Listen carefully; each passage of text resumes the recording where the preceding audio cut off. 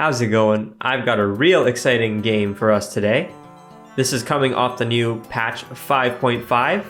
It's the first game from this patch that I've actually played. So we'll start off the match how we always do, buying out the shop, focusing first on pairs and then on synergies.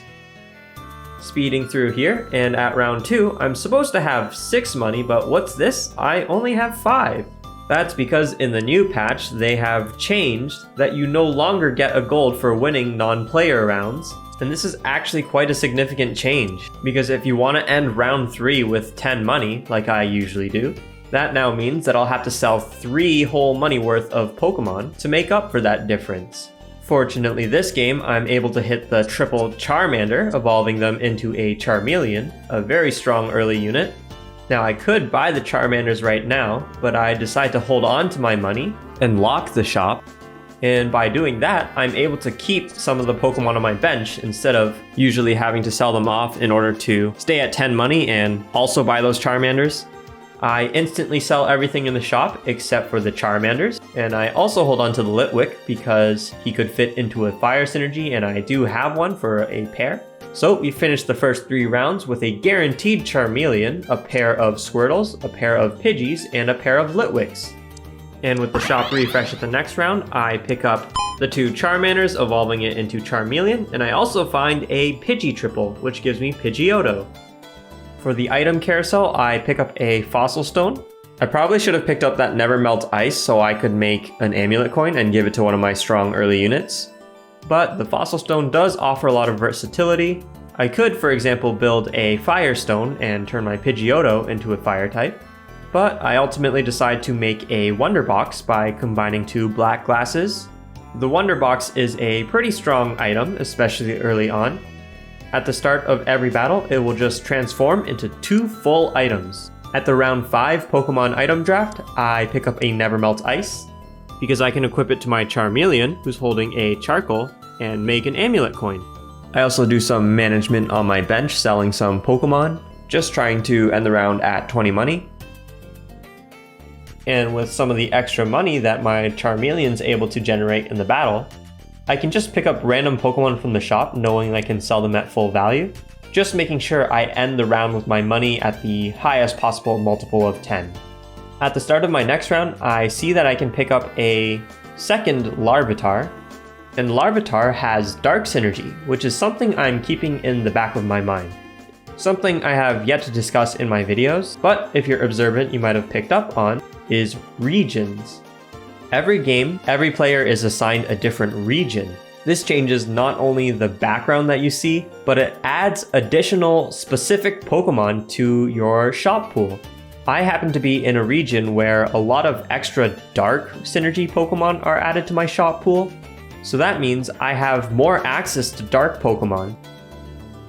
So at this point in the game, even though I have an early fire synergy, I'm leaning more towards a late game of dark synergy. So while holding on to my Larvitar, I also pick up a Duskull, and we continue through the rounds as my Charmeleon generates me tons and tons of money. I'm trying to end the round at 40 money, so I'm just watching my Charmeleon to see if he picks up enough kills with his Amulet Coin, and if he doesn't, I'm gonna sell this Bagon. But he does, so I can hold on to it. In fact, I even have 1 extra money so I can buy an additional Pokemon from the shop. So it's time to start collecting some babies.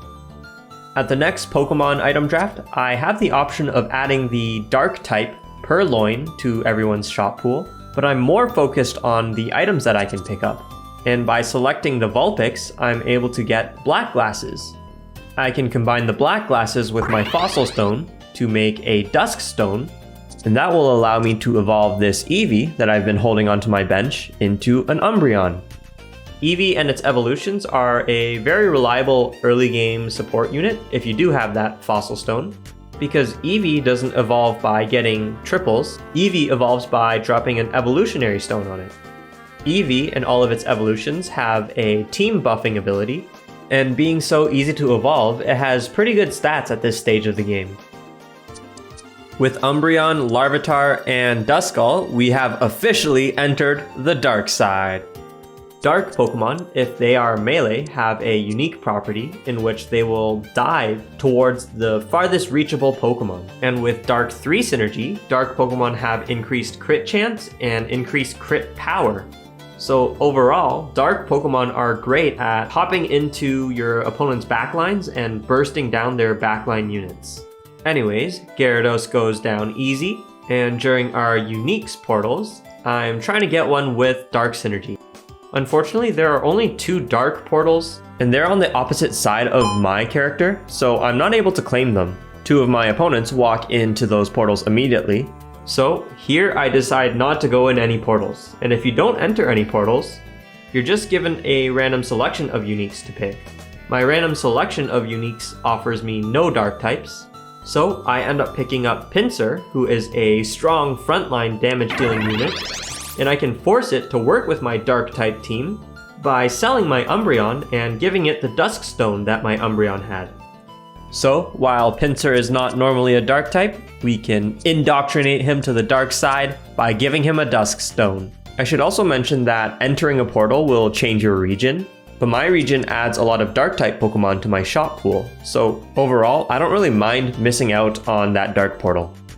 I'm also riding a huge win streak, and I've made tons of money off of my amulet coin, so I'm able to dump money into experience, hitting level 6, and then some.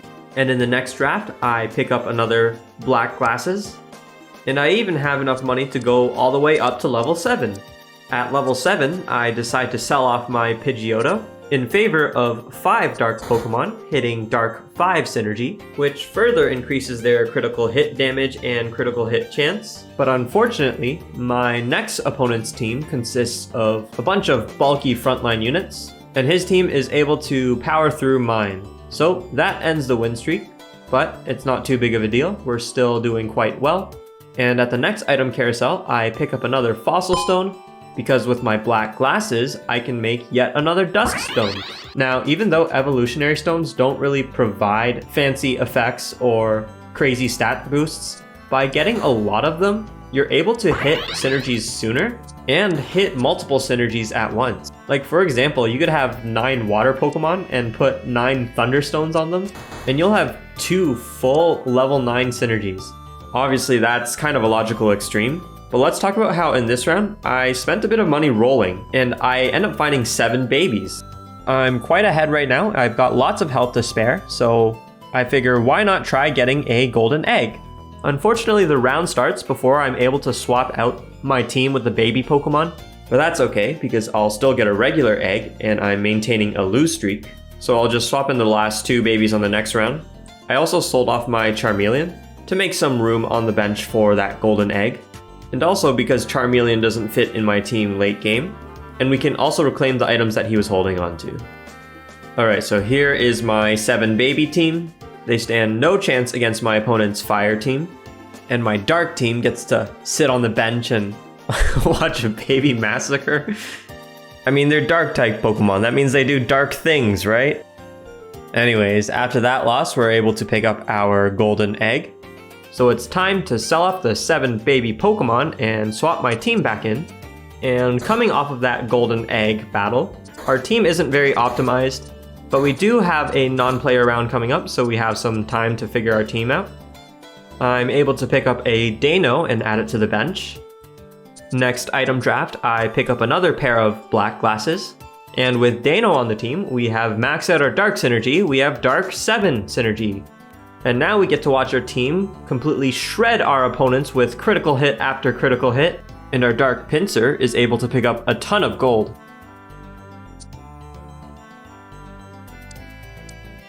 In this round, our golden egg hatches into an Eviolite and a Gothita.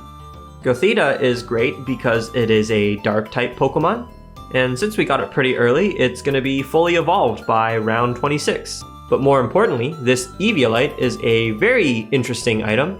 Eviolite offers a ton of absolutely insane stats, but the caveat is that you can only place it on a Pokemon that isn't fully evolved, but the stats you get from equipping the Eviolite are generally bigger than the stats you gain from evolving, so knowing which Pokemon to put it on and when is definitely an important decision.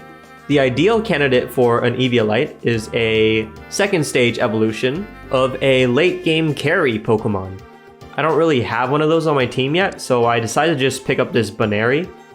Baneri is just a strong late game unit. I have room for it on my team, at least temporarily.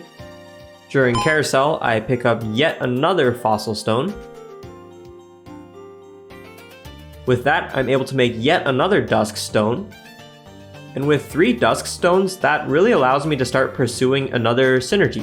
My Pinsir has Bug Synergy, and I have this Grubbin from an egg I hatched earlier. So I figure, hey, why not swarm our opponents with both our Dark-type Pokemon and Bug Pokemon?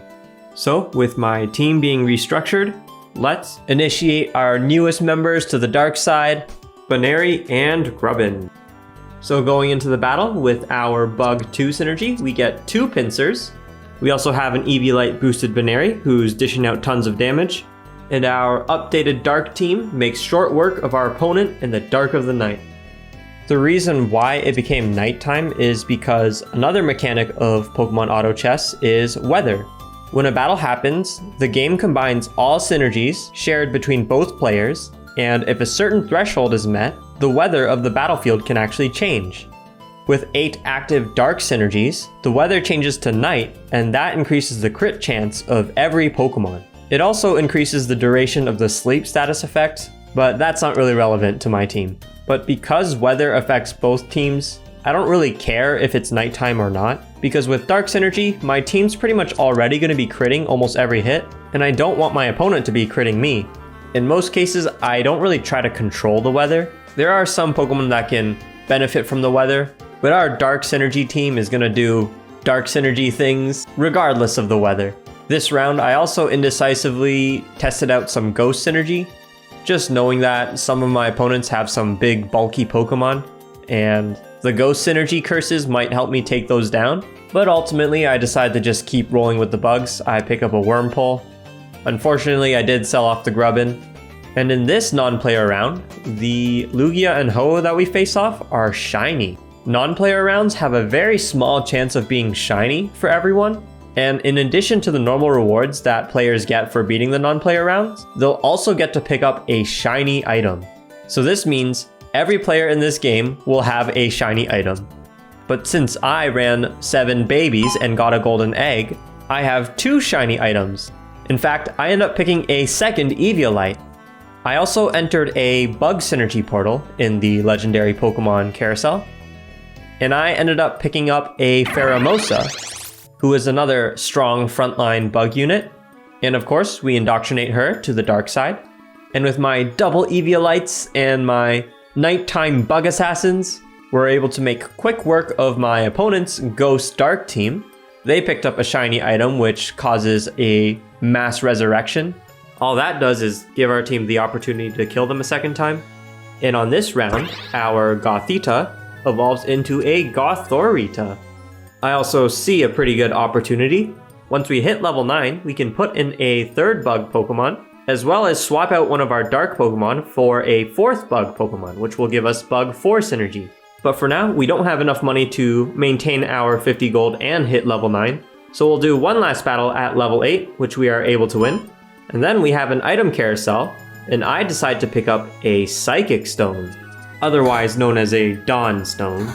And the Dawn Stone will allow me to hit Psychic 2 synergy, which will power up our Gothorita and the holder of the Dawn Stone. I also decide to equip my Dusclops with one of my Eviolites, and just before the round starts, I'm able to find the perfect bug Pokemon, Sewaddle, who is a strong late game bug type, and our dark bug team makes quick work of our opponent. Now, I'm still holding on to my second Eviolite. I'm not entirely sure what I want to do with it yet. But when in doubt, just find a temporary strong unit to hold on to your items temporarily. And luckily, we're able to maintain our Dark 7 Bug 4 with a temporary Baneri. So welcome back to the team, Baneri. Unfortunately, we don't have a Dusk Stone for you anymore. See, the dark side is an exclusive club, and Sewaddle has taken your place. But you're still welcome to help out from the sidelines. And here is another comfortable victory for our team. And in this round, we're able to find a great Pokemon, Pawniard, He is a late game dark type Pokemon whose ability becomes stronger for every fallen ally. And remember, our bug synergy spawns extra bug Pokemon, so that's going to be a lot of potential extra allies powering up the Pawniard. Anyways, we defeat another non-player round and pick up a Wonder Box. I use a Ditto to turn my Swaddle into a Swadloon. And holy crap, my opponent has Godzilla. My opponent has a Primal Groudon, which has a base HP of 400, and the shiny item he obtained from the shiny non-player round is the Dynamax Band, which increases the max HP of its holder by 250%. On top of that, it has both ground and fire synergy active, so that means throughout the battle, its stats are just going to keep growing. And finally, on top of all of that, it has a Muscle Band, which is an item which will once again increase its stats as it takes damage. So basically, my opponent has an unkillable monster that becomes progressively even more unkillable as the battle goes on. My team as it stands has no way of taking that Groudon down, but luckily I have a lot of money and at least a few more rounds in health to figure something out. My Gothorita also evolved into Gothitelle this round, and overall I'm not too worried about my other two opponents. It's really just that giant Groudon that I'm scared of. Anyways, the next battle goes well. Our opponent's Ice team is no match for our Dark team. And during Item Carousel, I decide to pick up another Psychic Stone, which will allow me to pass along the Psychic Synergy to yet another Pokemon.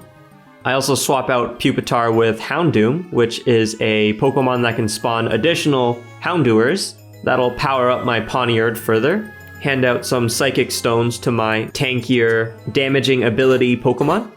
And in the next battle, we see our opponent's Dark Steel Ghost versus my Dark Bug Pokemon. Our Houndoom, equipped with its Wonder Box, is able to spawn an entire army of Houndours, swarming our opponent's Pokemon with an entire dog pack. And in the next round, I decide to sell off the temporary Baneri in favor of getting Ghost Synergy with a Snorunt. It's not the most impactful thing, but at least with Ghost 2 Synergy, we'll be able to lower our opponent's Groudon's defenses a little bit. This is also a non-player round, so I do have a little bit of time to figure things out. I throw my Eviolite on Silcoon, who is a frontline, not fully evolved Pokemon. And as we approach the end of this round, I refresh the shop, and I find an even better ghost Pokemon. This is Misdreavus, who does percentage-based true damage, meaning it will ignore defenses, which is great because Groudon has a ton of HP and a lot of defense. And on top of that, we are able to get a third Psychic Stone as a reward for beating that non-player round. So we can make Misdreavus a Psychic type and give it Psychic Synergy. This also means we have 4 Pokemon with Psychic Synergy, giving us Psychic 4 Synergy. We're able to find 3 Misdreavuses, evolving them into Mismagius. And we also find our third Pawniard, giving us a very strong Bisharp. And here's our team situation now. If our Mismagius is able to land its ability on Groudon, it doesn't matter how much health or defense it has, since it's doing percentage true damage based on its target's HP. Unfortunately, this battle, our Mismagius hit the wrong target. But that's okay, we're just going to do everything we can to make our Dark team as strong as possible in order to allow the hired Hitman Mismagius to land the perfect shot. What I can do now is just roll and buy as much as I can, trying to get a fully evolved Pokemon. I'm able to get a Silcoon and a Houndoom, working towards Mega Houndoom and Beautifly. I also reposition my units in a way that will hopefully more protect the Mismagius. Not able to find anything major, but our battle begins. Our Dark types and bugs leap forward, protecting the Gothitelle and Mismagius. Mismagius does one-shot the Camerupt, but unfortunately that's not the Groudon, and it gets burnt to a crisp. Our Pinsir has a max revive, so as he gets knocked down, he gets back up again. You are never gonna keep him down. Just kidding, he doesn't really stand a chance against that Groudon. Alright, now we're at the end of the line. We have little to no HP. It's time to roll until I can't anymore. And I find some Wurmples and I realize I'm pretty close to Beautifly. So as I run out of money to spend, I start selling some bench units to keep rolling down. And now I'm just one Wurmple away, but I also forgot. My Silcoon is holding onto an Eviolite. So as I buy the last Wurmple at the end of the round, and I have 3 Silcoons and no Beautifly. Yep. And the battle starts. So now all I can do is pray that the Mismagius lands its attack on the Groudon. It's targeting a Charizard right now, but the Charizard goes down and bam! An instant 1300 damage from Mismagius, and the rest of my team just obliterate the remainder of his team. Our opponent is now at 15 health, I am at 5. We're both within range of dying if we lose one more round. So our next battle will be the last, no matter what. But before that, we have another non-player round, the calm before the storm. So I do what I should have done long ago, sell off my Eviolite holding Silcoon, re-equip the Eviolite onto the much more valuable Bisharp. Remember, Bisharp gets stronger for every fallen ally. His ability also does true damage, not as potent as Mismagius's, but still significant. As a reward for defeating this non-player round, I have some pretty good choices between a red orb and a fire gem.